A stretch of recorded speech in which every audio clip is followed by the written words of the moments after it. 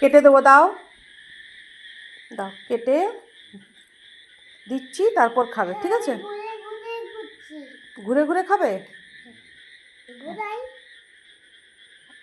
কি করবে? কোন দিকে?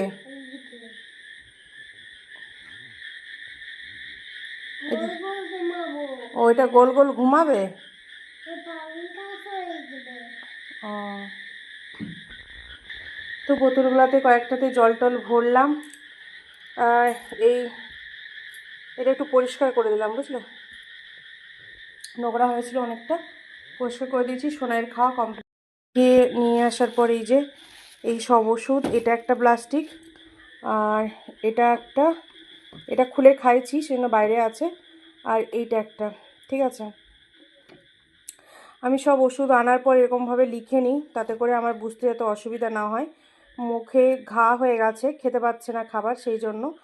তো এটা মুখে ঘা, জ্বর, সব কিছুতেই মিলিয়ে এটা দিয়েছে। জ্বরের জন্য প্যারাসিটামল দিয়েছে, কিন্তু এটাও দিয়েছে। তো চলো, আর সারাদিন তোমাদের সাথে দেখা হলো না। আর সোনাইয়ের শরীরটা সত্যি ভালো নেই, খুব ঠান্ডা লেগেছে ছেলেটাকে আমার, আর আওয়াজটা পুরোটাই বসে গেছে। এখন অনেক রাত, এখন বাজে 9:45। ভিডিওটা এখন আমি শ্যুট করছি, কখন তোমাদের দেবো জানি না। আর সারাদিন কোনো সময়ই পাইনি ভিডিও শ্যুট করার মতো। তোমাদের সঙ্গে আজ আমার দেখাও হলো না। ভাবছি রাতের দিকে করে লাইভে আসবো, তো কখন আসবো সেটাও আমি জানি না, নেই। তো ওর কোনো কিছু অসুবিধা হচ্ছে না, কিন্তু এখন মানে সর্দিটা খুব বেশি বেড়েছে, আর তোমার গলার আওয়াজটা একদম বসে গেছে। আমার শরীরটাও তার সাথে সাথে কিন্তু খারাপ, মা ছেলে দুজনেরই শরীর খারাপ। দেখতে পাচ্ছ আমার চোখের গড়া পুরো কালো হয়ে গেছে, মানে কি বলবো, একটা মানে অস্থির ভাব লাগছে, বুঝতে পারছি না যে আমার শরীরের মধ্যে কি হচ্ছে।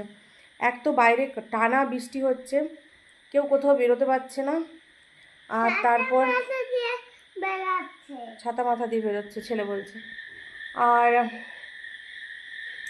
ওর পাপা গেছে ডিউটি, চলে আসবে এখন 10টা 10-এ ঘর ঢুকে যাবে। 5 মিনিটে চলে আসবো ওর পাপা। এখন রুটি বানালাম, শরীর খারাপ হলেও কিছু করার নেই, একার সংসারে পুরো অর্ধেকটা চলে গেল। হ্যাঁ হ্যাঁ, শরীরের অর্ধেকটা চলে গেলেও তোমাকে রান্না করতে হবে, খেতে হবে। নিউক্লিয়ার ফ্যামিলির এটাই হচ্ছে সমস্যা। এই যে আমি কথা বলছি, কথা বলতে বলতে না আমি আবার মানে থমকে যাচ্ছি, মানে একটানে কথা বলতে পারছি না, এরকম একটা ব্যাপার হচ্ছে।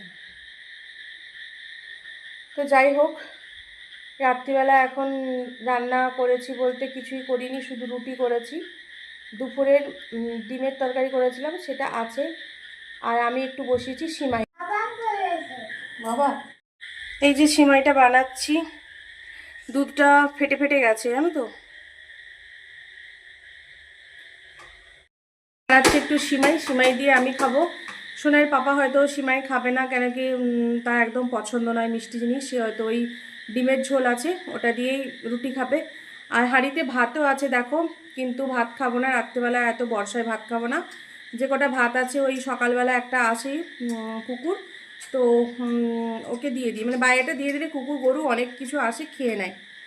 আর সিঙ্কের মধ্যে দেখো পুরো বাসনে ভর্তি, ওগুলো সব এখন আমাকে ধুতে হবে। তারপর ছেলেকে রসুন তেল করেছি, বাটিতে করা আছে, ওটা গরম করব, করে ওকে পুরো মালিশ করব। তার আগে না আমাকে খেতে হবে, খেয়ে আমাকেও একটা প্যারাসিটামল খেতে হবে, এমনকি শরীরটা মনে হচ্ছে আমার এবার আবার খারাপ হবে।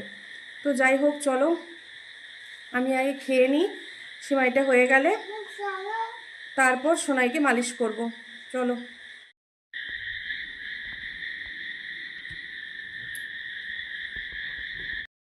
যেই মাত্র খাবারটা নিয়ে খেতে যাব, খাবারটা নিয়ে নিয়েছি, ছেলে বলছে মা পটি করব।